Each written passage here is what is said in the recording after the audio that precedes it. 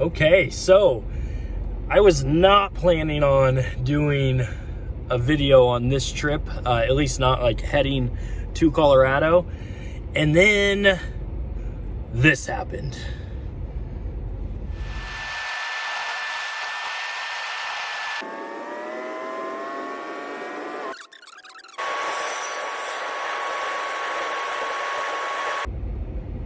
So as you can see, it's snowing.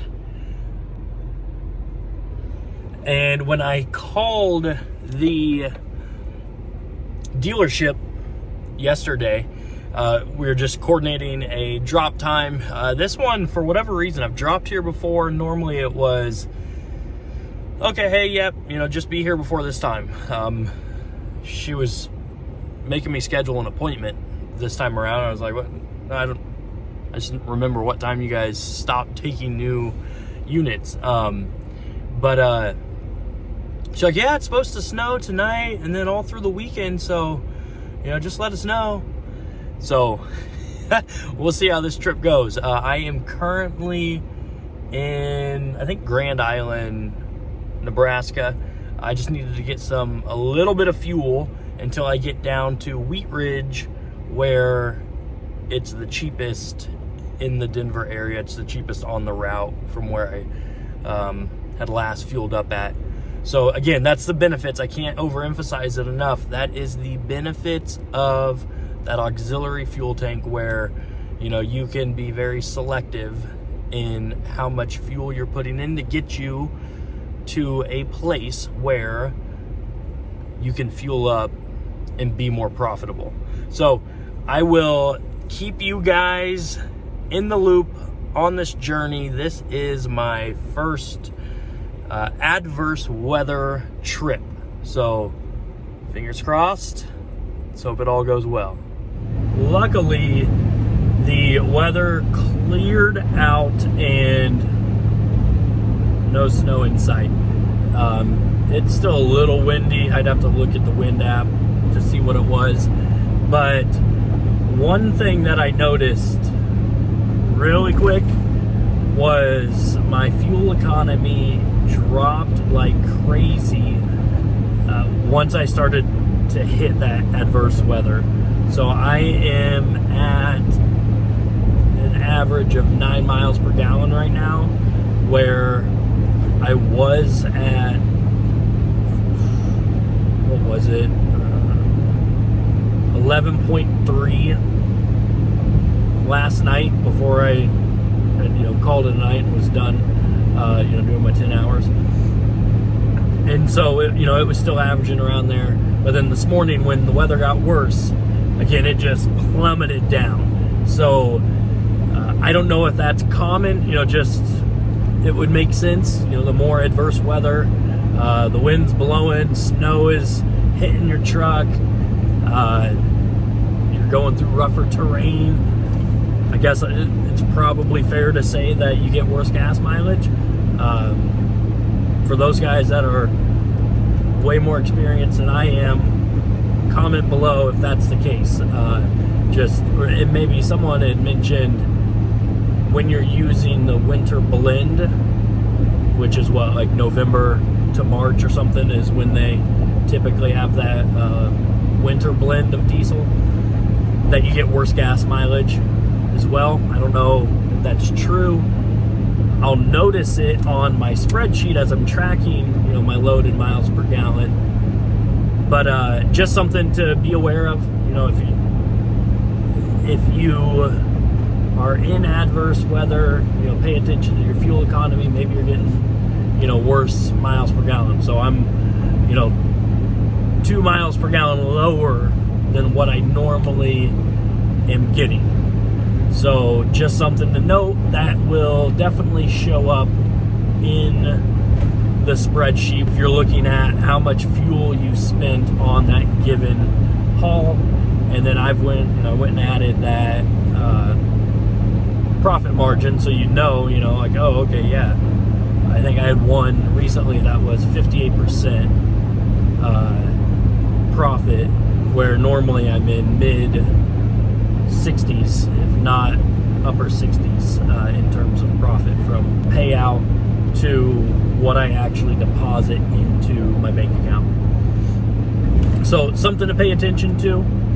And then another thing is when it's getting colder, if you're newer to this like I am, making sure that you're keeping track of what the weather is going to be like in terms of the cold temperatures and adding in some anti-gel additives into your fuel, so then you don't find yourself gelling up and you're out of commission for the day until you can either get somebody out there to help you, or you can potentially add some of that 911 kind of emergency anti-gel to your fuel filter to get it, if that's the issue, but to get it unclogged. But anyways, just another thing to consider when it gets colder, if you're in the colder climates. And then I don't know if that winter blend, again, someone comment below, help inform me if that winter blend has some type of anti-gel additive in it. I have no clue. We are on our way to Denver. I haven't checked what the weather's like there, so it still could be adverse weather down there, but we are about 2.5 to 3 hours away from dropping on a Friday, which will be nice to get back home over the weekend. We are an hour from the dealership, so just outside of Denver.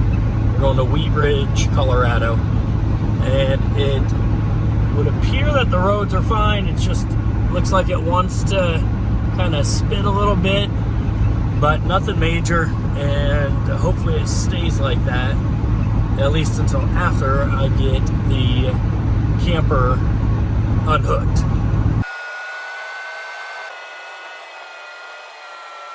I mentioned that, like the adverse weather and how it was, my speculation draining my fuel economy. Well, since it isn't snowing like it was forecasted to in Denver, I was like, okay, I'll just reset the miles per gallon. And I'm back up to, after letting it go for a mile or so, and this part of Denver, it's up and down. So, I have to step on it, a little bit to keep my speed. We're up to 11.9 right now. So, yeah, again, newbie here. Maybe that's well known that any bad weather just means, poor fuel economy. So, again, every trip I'm tracking the fuel economy. And something I'm going to dive into probably over the next month or two is tracking if my additive is really worth using, or if I'm just feeling that it makes a difference and I feel good because I put it in, or am I really just wasting money because I'm not seeing a significant statistical difference in terms of my economy, my fuel economy. So yeah, there's where we are. We got 1.9 miles and we're getting off the exit, and I can't wait to unhook this camper because driving through the snow, the adverse weather, just drains a little more energy from you than if it's a nice sunny day, there's no wind. It's a little more enjoyable to drive. So, getting rid of that responsibility behind me will be nice. And a really quick pee break before we drop off. It's literally a half a mile from this TA.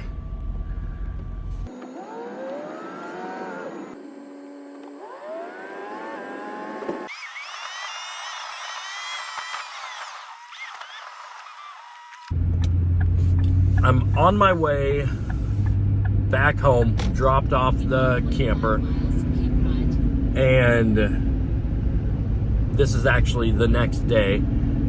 I somehow forgot to pack a different shirt, so wearing the same one as yesterday. But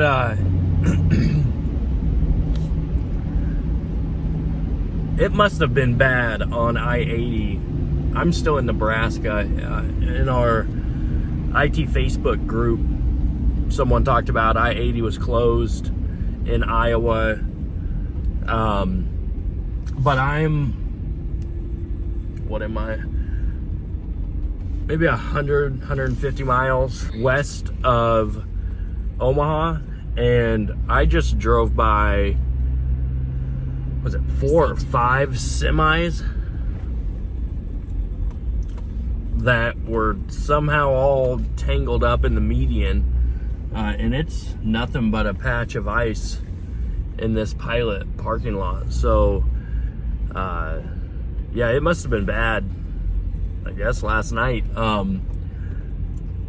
It is a relief to not be hooked up right now, that's for sure.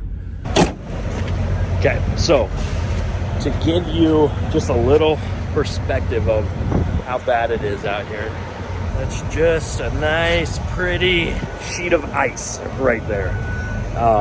So if you're out, if you're driving, if you're hauling, be careful, be safe, and don't risk it. It's definitely not worth trying to push it. You know, maybe you're trying to make a deadline before, you know, the dealership closes or whatnot, or you're trying to get back home at a certain time. But when the weather and the road conditions aren't ideal,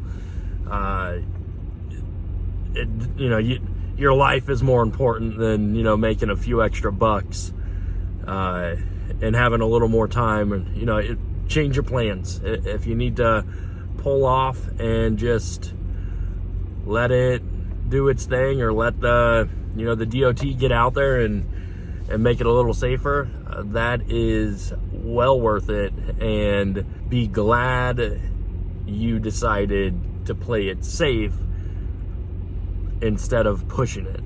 Again, I just saw 5 semis all intertwined on 80 heading from Colorado to Omaha, you know, where, you know, hopefully everyone's okay in that. But, you know, was it worth it to stay on the road? Because now you're off the road, now you're not getting paid, you know, and hopefully there's no injuries. So, you know, it's just not worth it. So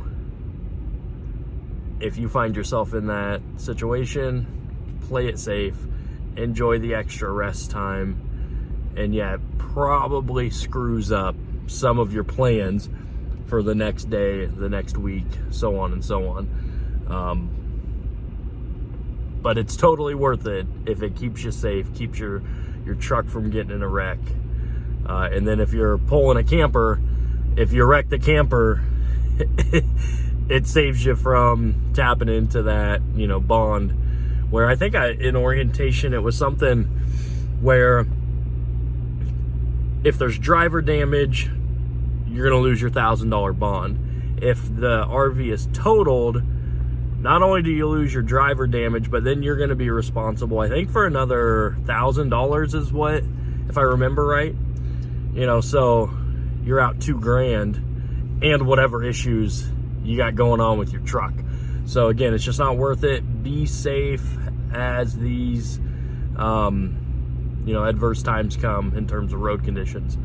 That's it. I'll keep you guys updated as we head back home.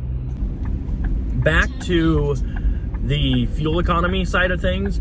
So as I was waiting to use the bathroom at that Pilot, I decided to add a new column to the spreadsheet, and it is just going to track the unloaded fuel economy, and then I put a wind factor in there to track, to just have an idea of how the wind played a role in a given haul.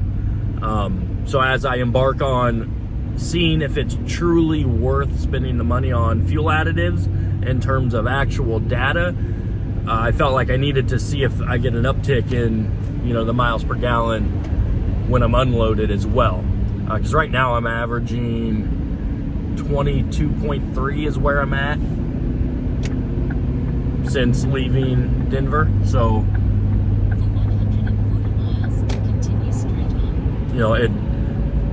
it'll be interesting to see if there's a noticeable difference, and then breaking it down in terms of, okay, this is the additive I'm using. It costs me this much per gallon. Am I seeing a good return on investment on it? So I'm gonna take several trips to do this, so then I'm not looking at just a really small sample size. We'll actually be looking at, a good, probably somewhere in the ballpark of, 5,000 to 8,000 miles worth of tracking and seeing if there's a difference. And then I'll go ahead and do the same without any additives for the same amount of time, still tracking everything I'm tracking, and see, okay, what was the difference? Was it noticeable, or can I be more profitable by not adding those additives in? And I guess it's to be noted that some of the benefits of the additives are just to keep your fuel cleaner, help with, I don't know if you'd say maintenance, but help with the wear and tear, at least the bullet points on all of the different additive bottles. So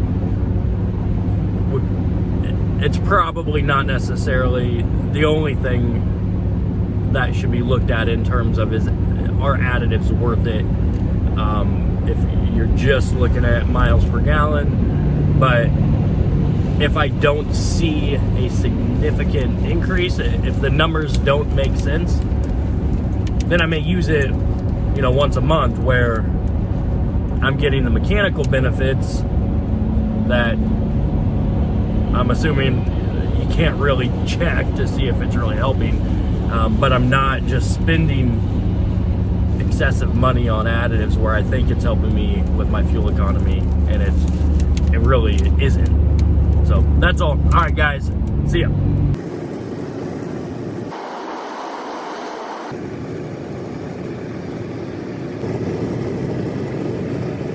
So we're going about 10 miles an hour, and it just must have been really bad last night weather-wise. Looks like there's another semi up here that spun around in the median. But yeah, so it just must have been bad. I mean, obviously that guy just somehow spun out right now, recently. He's in the truck, but yeah, drive safe.